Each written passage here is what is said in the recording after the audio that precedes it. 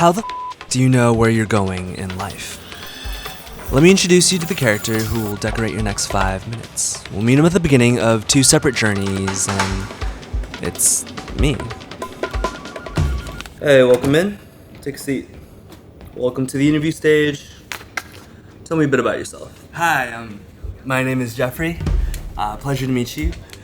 I graduated about 2 years ago from business school, and I've been working in tech. I went to school as a marketing major, and I really liked it, but I ended up doing a data analytics job. While marketing was interesting, it felt like a good hard skill would get me much further. But numbers were never really my thing.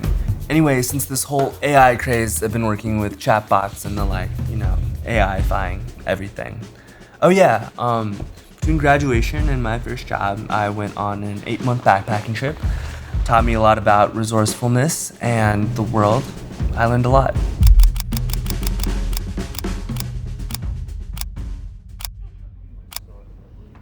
All right, good school, passable GPA.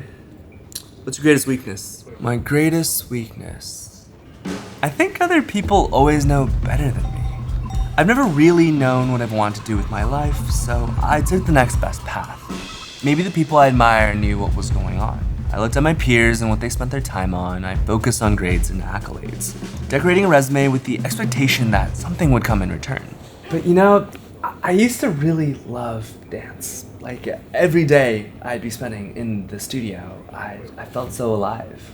Sometime around when we needed to get junior year internships, when things started to get serious, I dropped it. I needed to get a good job, so I spent time in business orgs and networking events. I followed that path and I'm feeling a bit lost. I still want guidance. It's felt pretty scary to feel this way, and even more confusing to be doing seemingly all the right things and still feel like something is missing. Like someone sold you on a dream. A dream you spent a long time chasing, and you realize it's not yours. So now I'm sitting on a life that feels just fine, but something doesn't feel right. Okay, we'll keep moving. What is your greatest strength? I think I'm pretty optimistic. It feels like a lot of people these days are making this bargain with themselves between what is safe and certain and the scary risk of what they really want. Even knowing what you want seems to be a privilege. But yeah, so often you hear, I'll do this for 1 or 2 more years, but it's not what I really want to do. And I'm in the same boat, but I trust it gets better. I'm realizing that after a certain point, you realize that no one has the answer. Because you're the only you, the only person in history that has ever been you. And your optimal path and environment will look different than everyone around you, and it should be your life's journey to find what that looks like. We're trailing a bit off topic. Wow. It's scary to realize that you're the only person that can teach you to be you. It kind of hits with a thud. But hopefully after that realization, it leads to a bit more excitement. Some agency that you are able to mold your life the way that you see fit. And the freedom in knowing that no one else has the answer. You're able to make your own decisions, fail again, and learn. Oh, sorry. Got some strange answers. One last question. Teach me something.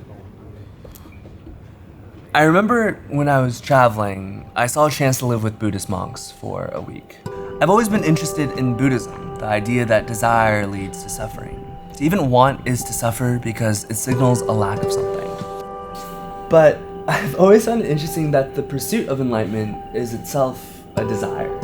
A funny little paradox. I asked a monk this, and he took a few days and came back with an answer. Apparently the desire gets you in this game to begin with, and the path transforms you along the way. At some point, you stop worrying about when you'll get there, and you focus on how to climb better. I suppose then at that point, you forget about even getting to the top, and you're probably wandering wherever on your own. And in that enlightened take, the top of the mountain becomes a metaphor. It's you. It becomes a silly little illusion of its own. There's no need to reach the top. You started this climb with that intent, but now it's look at those flowers and this crazy mushroom and the way the sunlight dances in the leaves. There's no need to be anywhere other than right where you are. From the bottom looking up, it sounds pretty silly, like a bunch of mumbo jumbo. I guess the only way to know is to go, to start with just one step.